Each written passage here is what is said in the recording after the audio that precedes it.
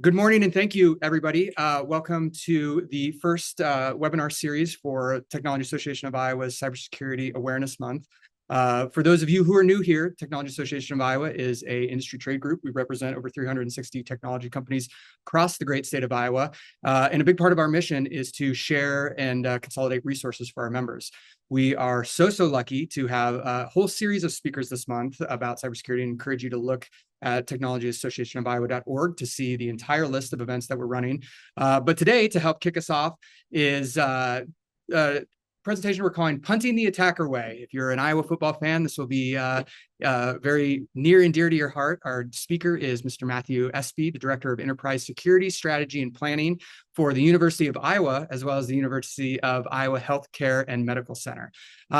This is really going to be a high-level overview of how the university positions themselves, protects themselves against bad actors, with our hope that members of this participating in the webinar can take some insights into their own organization as well. With that, I will turn the mic over to our gracious co-host here, Mr. Matthew Espy. Thank you, sir, for your time. Look forward to hearing from you. All right, thank you. Let me get my slides up here.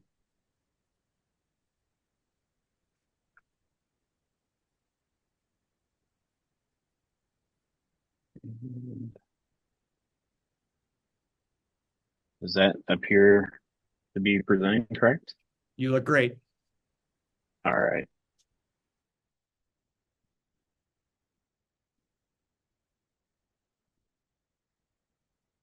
All right, well, thank you.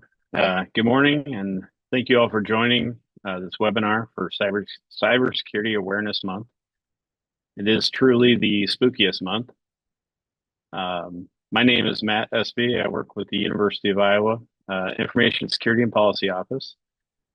Let's talk a little bit about our group. I promise this is the only slide I read directly off of. ISPO leverages regulatory compliance and industry standard frameworks to help the campus recognize and maintain security controls. These measures help the university avoid unauthorized acts, damage, and loss of institutional assets and systems.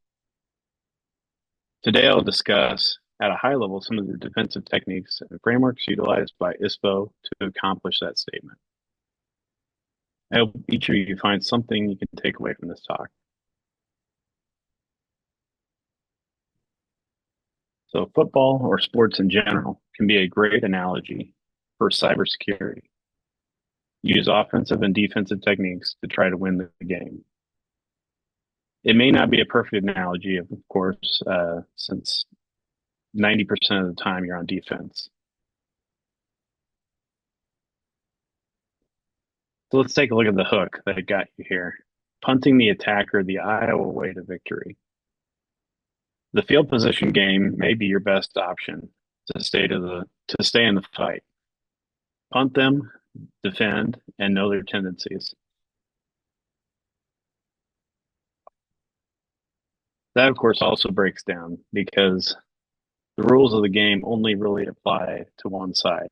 The attacker has no rules.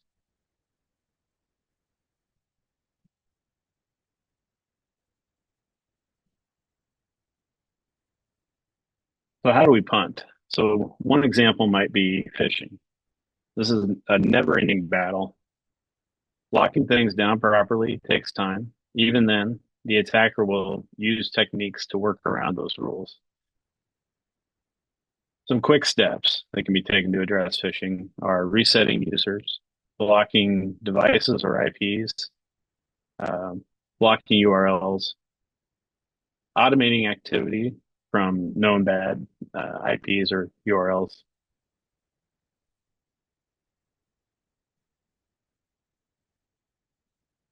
We look at email security, DMARC, DKIM, and SPF. These should be in place and configured properly. You want to secure sending and restrict it to systems that should be sending emails. You want to disable legacy protocols. Definitely get multi-factor turned on. You want to look at user restrictions. So Who should be able to send mass mail in the organization? Clean out malicious messages.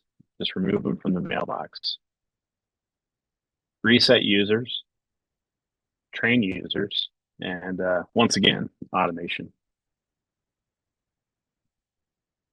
So that's just a quick list of tools or techniques you could apply against phishing. Of course, balancing security with the business needs can be difficult. One negative may be an example here.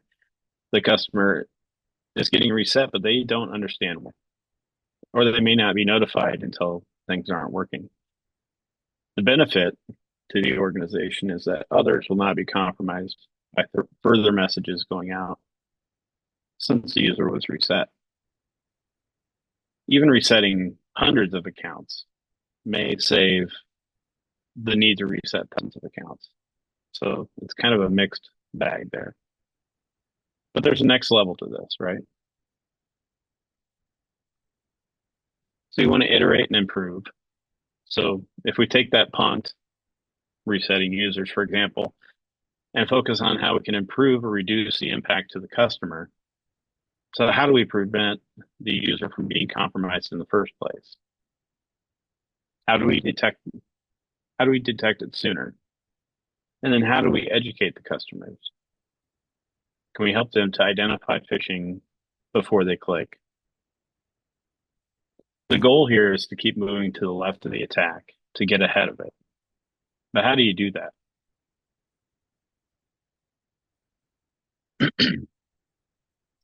Having an asset inventory, proper patch management, network segmentation, backups, having an incident response process, a disaster recovery plan so that you know what critical systems are and the order for restoration.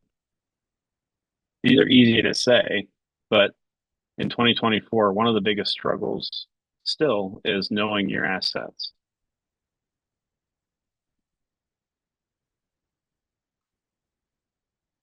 Targets and threats.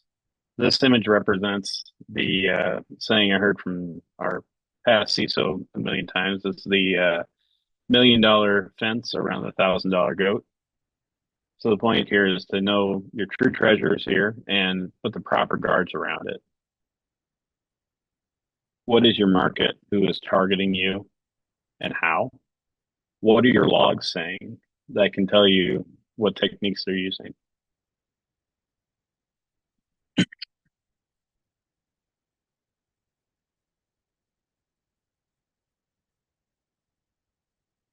So you have to ask, why are they targeting you?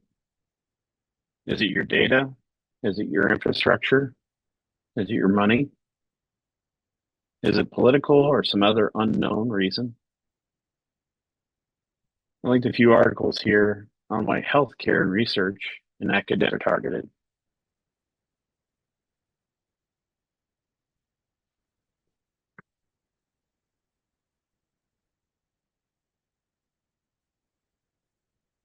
Peers. So others like you. You need to share information, threat intel, and what you're finding and what they're finding. An ISAC is a sector-based information sharing and analysis center. So these are peer groups that can share information. This is organized through the National Council of ISACs. And today there are currently 27 organizations. I know we have a number of university employees on the call, but others, if your security office is not part of an ISAC, I really encourage you to investigate that. Of course, there are other peer groups that provide similar services for collaboration. We have the Big Ten Academic Alliance, which we peer up on more than just IT collaboration, but certainly for information security, we work with them on that.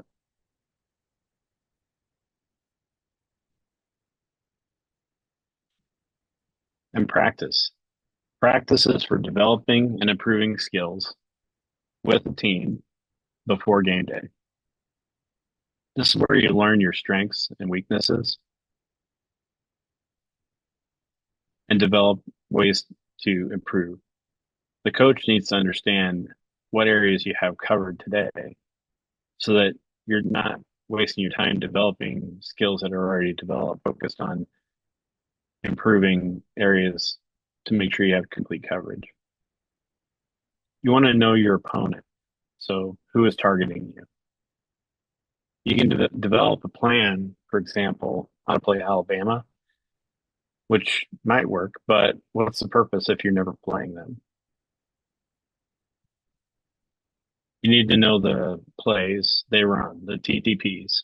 So that's the excuse me, tactics, techniques, and procedures. These are their strategies, methods, and instances of actions taken.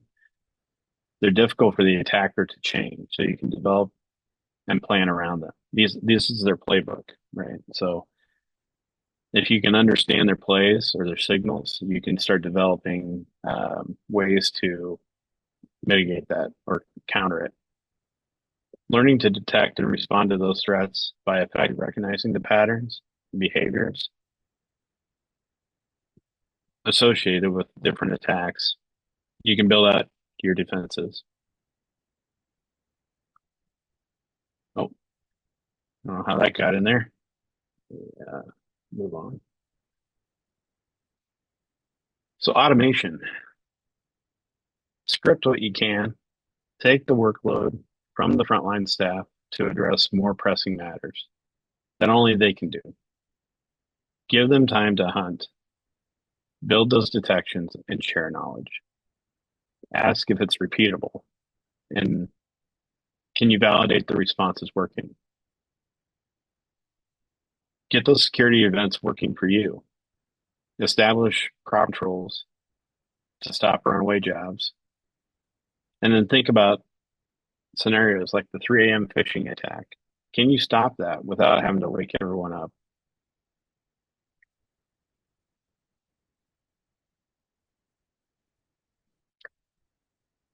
Encourage your team to learn and develop tools. If they have interest in somehow in something and how something works, automation, coding, etc., networking, work with them to grow those skills. Try some scripting, learn how to stop a run-on process with kill switch for automation. Learn more about secure coding. Get them connected with a peer that has those skills, and then find time for them to share what they've learned with the team.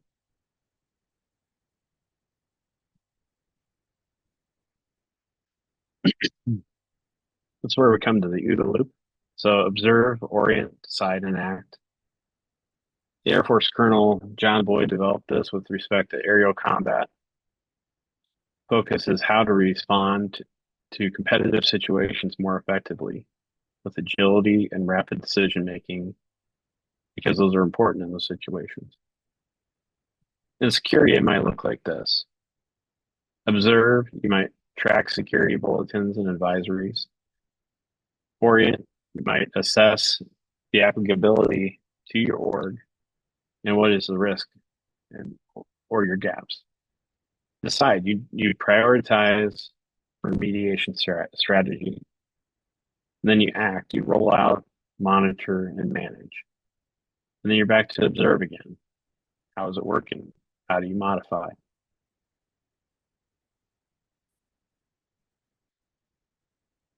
The OODA loop can also help you design your defense.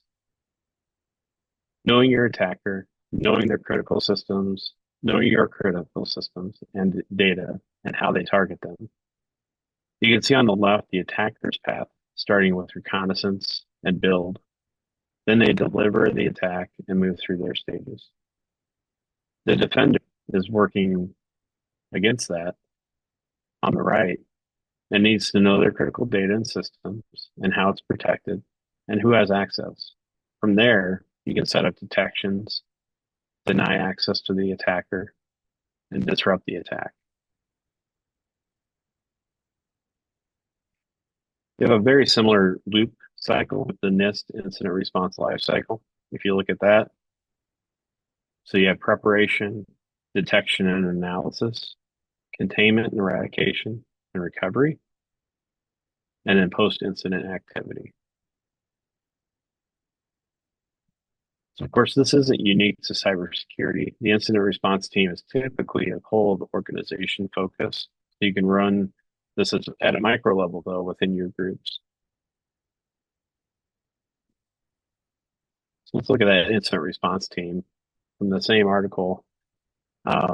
If you see from this example, you have coverage you're looking for related to the incident response process. It's important to think of this before the incident that impacts the organization, such as a ransomware attack. You can see at a high level, you have media or communications, law enforcement. Of course, depending on the incident, this could vary between FBI or within the university. You have our local law enforcement. Incident reporting organizations. So the FISMA, the Federal Information Security and Modernization Act, requires federal agencies to report incident to U.S. CERT, the United States Computer Emergency Readiness Team. This is a government-wide IR organization that focuses on federal civilian agencies and their incident handling efforts. Other outside parties, an organization may work with U.S. CERT or its ISACs. For the university, we have HISAC, which is the ISAC. We have REN ISAC, which is the research ISAC. And then, like I mentioned, BTAA. But they can broker a relationship with either your ISP or owners of the IP space that is attacking you, software vendors, or affected external parties or other IR teams. So there's a lot here, but you can see having a structure is key to moving through your response. If you're trying to coordinate these resources on the fly, you're losing time.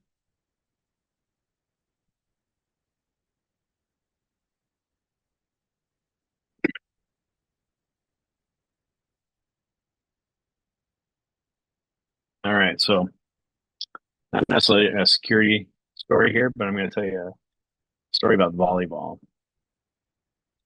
So my daughter played in the middle school volleyball team and had a little match. So we were excited to get there, even though it means dealing with impossible parking and a loud gym. But it's fun to see them having fun, and obviously you wanted to cheer them on. At the middle school, the gym is sunk into the ground, so uh, much like Carver, not nearly as many steps, but in order to get to your seats, you have to go down chairs. There is also an elevator you can take down one floor to get to the ground level. So we got in, got our seats. Shortly after, I could hear a groan from the crowd, followed by a loud smack. So obviously drew my interest. Looking over, could see it looked like a woman. She had tripped and fallen onto the hardwood floor. No other details at first glance, but I could tell it wasn't good. Looking closer, I could see she wasn't moving. She was most likely knocked out. Looking even closer, I could see that woman was my mom. So my initial response is, we need to help her out. We need to get her moving, get her off the ground. But of course, knowing that there could be further injury, we need to move slow and think. So we're fortunate here in Iowa City. There's literally a doctor everywhere you go. So I turned to the experts to assess the situation. They could see she was conscious. They safely stabilized her neck and got her turned over. The school nurse, shortly after, was able to do a verbal assessment, checking for a concussion.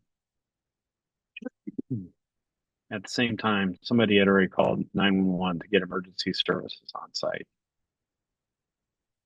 So once stabilized and assessed, they determined the best action for her was to go to the ER to do some additional imaging and check for internal damage.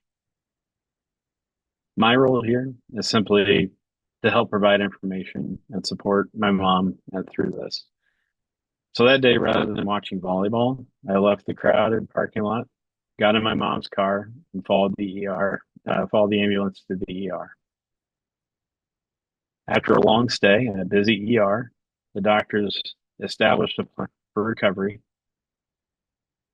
how to prevent further injury, validated through imaging that there wasn't further damage, and then stabilized her uh, for the follow-up visit, in which they found out she was able to make a full recovery.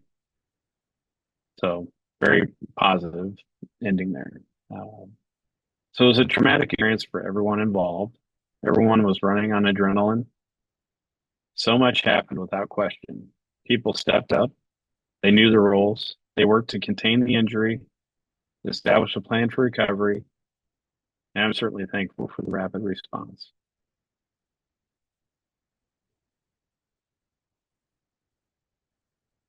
So instead of a head injury, you could also fill the story of a ransomware attack. If you think through the incident response life cycle, you can see each of these stages through that story. But also think about the traumatic side to it. So research is now indicating that 1 in 7 employees experiences trauma symptoms for months after a cyber attack. Some of that stress comes from the time and effort to recover.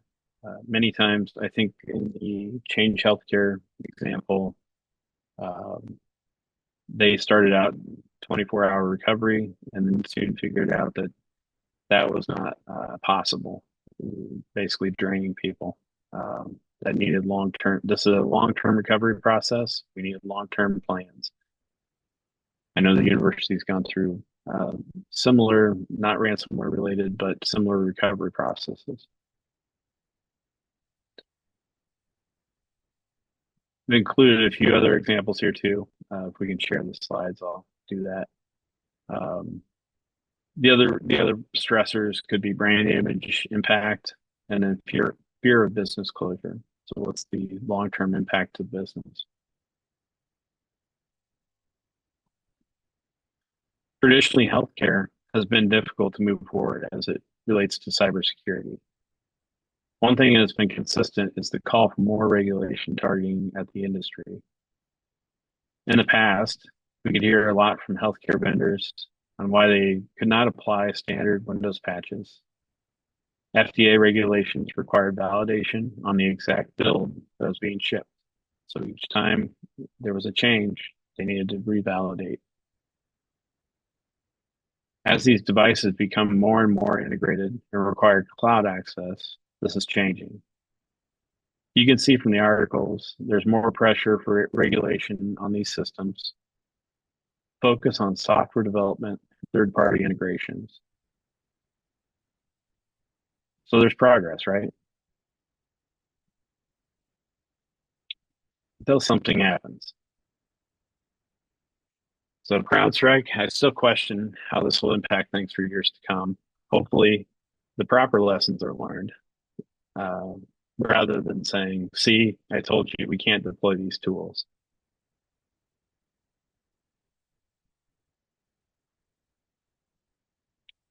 I'm sure you're saying to yourself right now, "What?" I'm now more confused than when we did.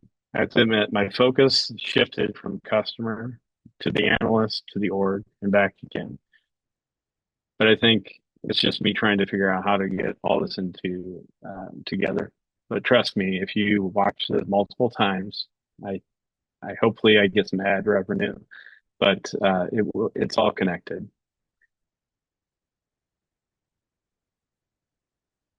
In short, much like a sports team, it's important to drill or practice your response, establish roles, have a game plan. Sometimes your best answer is to establish field position and focus on your defense. You may want to look at a third-party specialist to analyze your blind spots.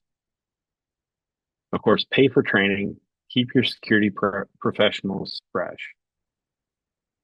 Also, pay for training to train your users, your customers, on how they're being targeted. When the attacker gets through, you need to be able to address it quickly, reestablish control of your environment, or contain the attack, remediate the attack, and then finally assess that weakness and act accordingly. Thank you for your time, and go Hawks.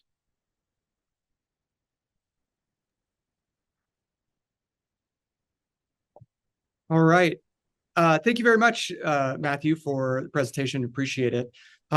Again, this is a very important month, Cybersecurity Awareness Month. We want to make sure that you guys are armed with resources and best practices. So be sure to check out the TAI website, technologyiowa.org, where you can see the entire month and list of webinars, events, and meetups that are happening. And as always, if you have any questions, please feel free to reach out to anybody here at TAI, info@tai.org, or mine is tyler@technologyiowa.org. We look forward to seeing you at a future event. Go forth and serve the technology industry well. Thanks, everybody.